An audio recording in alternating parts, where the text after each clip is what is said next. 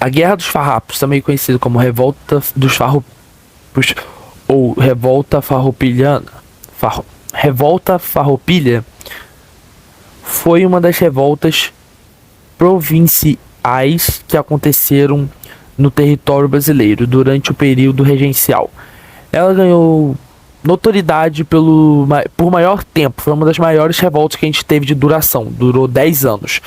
Além disso, foi uma que apresentou uma ameaça muito grande à integridade territorial do Brasil. Ela meio que deu muitos aspectos negativos. Se ela tivesse dado. Se o fim dela não tivesse sido como foi, a gente meio que teria a parte do sul do. Meio que a parte sul do Brasil não existiria, seria separado, seria um país próprio. Que eles estavam meio querendo ter o território. Tipo, eles não queriam ser parte do Brasil, por assim dizer. Ela foi organizada como um movimento da elite gaúcha. A Guerra dos Farrapos se encerrou após a negação de paz dos estancieiros gaúchos com o governo. Os termos da rendição ficaram conhecidos como o Tratado de Poncho Verde. Basicamente, o que eu quero dizer com isso é que ela acabou quando os gaúchos perceberam que, tipo, eles aceitaram a negociação de paz, porque a guerra não ia, a revolta não ia, tipo, a revolta não ia durar em nada, ia só fazer caos e só ia atrapalhar, não tava fazendo bem. A Guerra dos Farrapos aconteceu principalmente por causa da insatisfação dos gaúchos com o político fiscal. Se vê outra coisa, político fiscal. O governo brasileiro, tipo, isso aconteceu no século XVIII. Não foi. Não, pera aí. Foi 19, errei, minto, desculpa, gente, troquei. Não faz tanto tempo assim. A província do Rio Grande do Sul tinha como principal produto o charge, ou seja, carne seca, que era vendido principalmente como alimentação dos escravos do Sudeste, no Nordeste do Brasil. A charge era produzida por charqueadores, eu não sei falar, que compravam a carne bovina dos estanceiros. No caso, eles compravam as carnes dos criadores de gado da região do Rio Grande do Sul. E a grande satisfação deles é que realizava cobranças de impostos realizadas pelo governo sobre a produção da charque. E, tipo, eles produziam aquilo e eles ainda reclamavam. O povo tinha que agradecer, porque carne seca é uma coisa muito boa. Não sei se sou só eu que gosto. O charque gaúcho recebia uma pesada taxa de cobrança quando era produzida o que era produzido pelos uruguaios e os argentinos, que tinham taxação diminuída.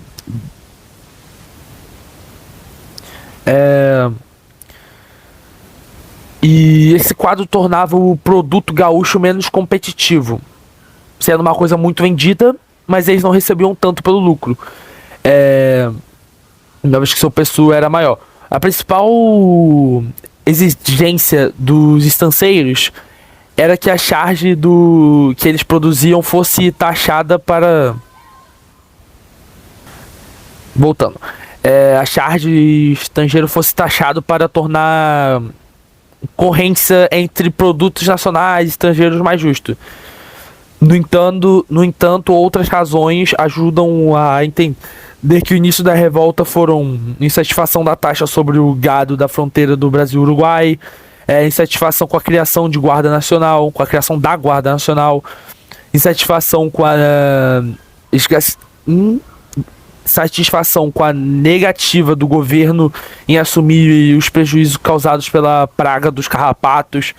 Resumindo, foi muita insatisfação que eles sentiram, porque, querendo ou não, na época a gente não estava dando tanto valor para isso, sendo que era uma coisa muito boa, porque isso ajudava muito na renda, porque a gente produzia e muita gente comprava para comer.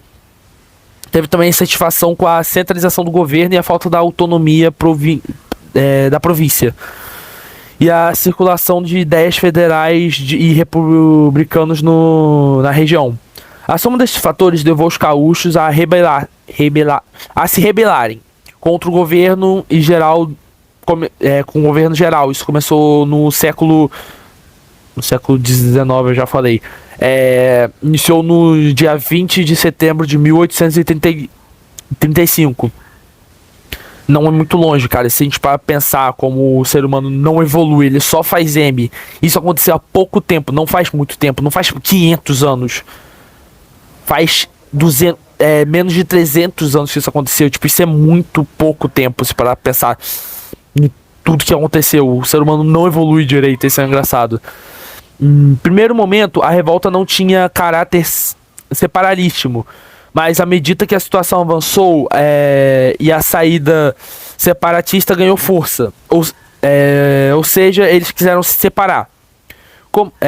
No caso, espalhou-se por parte considerável do território do Rio Grande do Sul. Entretanto, anunciou a separação da província só aconteceu em setembro de... um ano depois, no caso, em setembro de 1836.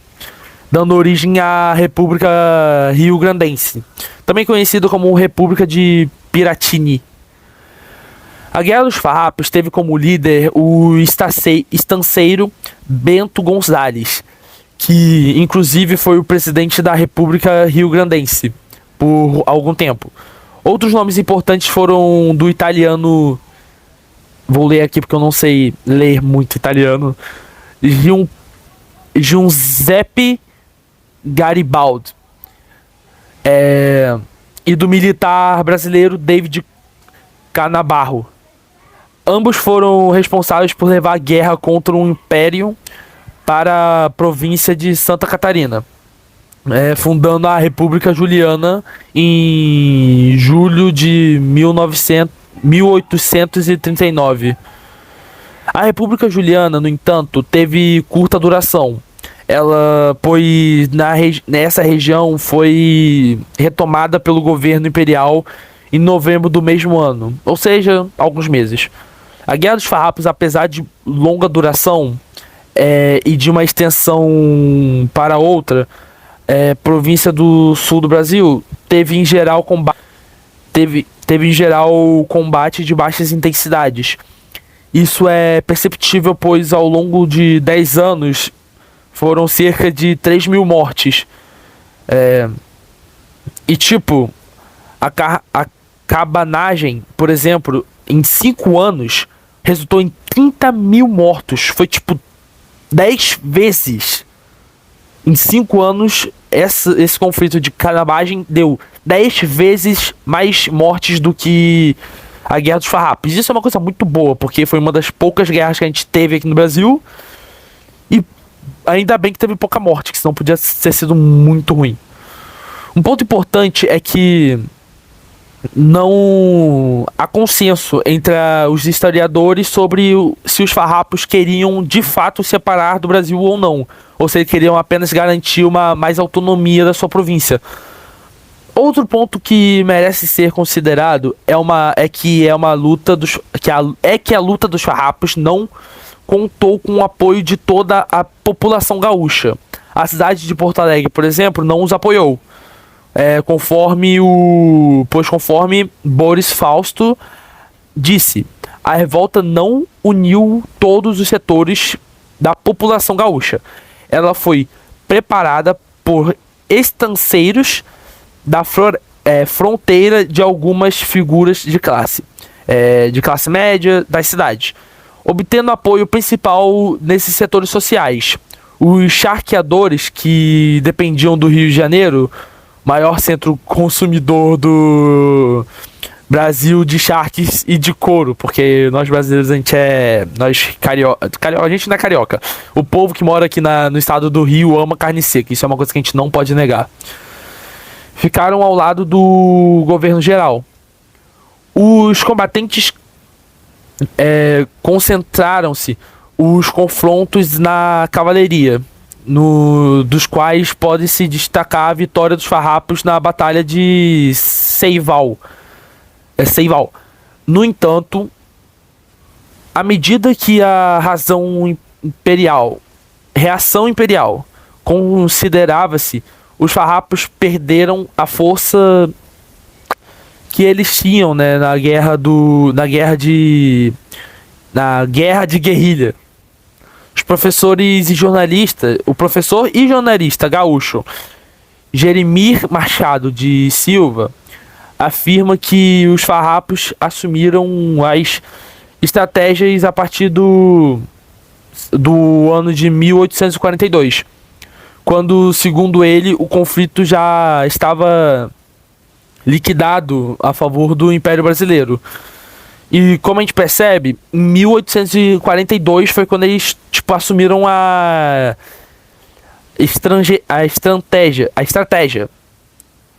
E como a guerra durou 1000 anos e começou em 1800, quando a guerra começou durou 10 anos, ela iniciou em 35 e acabou em 45. Então, faltava 3 anos só pra guerra acabar. Então, foi lá no finalzinho que eles começaram a tomar a estratégia. Para conter a revolta também, na província do Rio Grande do Sul, o governador brasileiro nomeou Luiz Alves de Lima e Silva o Barão de Caxias, futuro Duque de Caxias. A ação de Caxias à frente de 12 mil homens foi muito eficiente, pois conseguiu sufocar os farrapos com ação militares, estratégicas e diplomacia, levando-os à negociação. O fim da Guerra dos Farrapos foi a paz assinada no Tratado de Poncho Verde, em que os farrapos colocaram fim na revolta e na condição de derrotados. Aceitaram o termo proposto pelo governo. O acordo realizado do governo brasileiro e os farrapos foi o seguinte: taxação de 25% sobre o charque estrangeiro, anistia para os envolvidos com a revolta, incorporação dos militares dos farrapos ao exército imperial, mantendo sua patente. Os provincianos que teriam direito de escolher o próprio presidente da província. Entretanto, isso não foi cumprido, né? Porque brasileiro é F. Os escravos que lutaram ao lado dos farrapos seriam alforrilhados. Item não cumprido, porque, novamente, o brasileiro é desgraçado. E é isso, tudo que eu tenho a dizer sobre a Guerra dos Farrapos. Brasileiro é muito, cara, a gente é muito pilantra, isso é incrível. Há anos, brasileiro é muito sem vergonha. Ele faz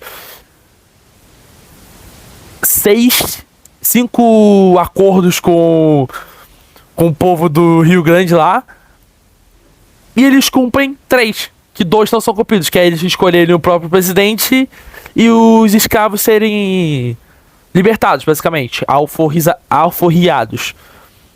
Resumindo, ser humano não presta, mas foi um marco muito importante, porque sem isso, Rio Grande estaria até hoje meio que sendo usado só para comércio e não tendo sua própria liberdade, por assim dizer. Então, graças a isso, meio que o povo lá do Rio Grande tem mais liberdade, né, por assim dizer. Não é liberdade porque eles não estavam sendo presos, é mais porque, como pode dizer, eu não sei como explicar. É mais que eles estavam sendo usados por comércio, mas eles não ganhavam um bom lucro de volta. Eles estavam só, dando e não recebendo. E agora eles começaram a receber 25%. Isso deve ter aumentado com o longo dos anos, é muito óbvio. Mas isso é uma coisa boa, porque comparado a muitos lugares, a gente pelo menos conseguiu reivindicar eles conseguiram reivindicar seus próprios direitos. Isso é uma coisa muito boa, comparado ao que o brasileiro já fez de ruim na história e o que a gente sofreu de mal também, né? Então, acho que isso é tudo que eu tenho a dizer. Muito obrigado pela atenção. Espero que tenham gostado. Tchau!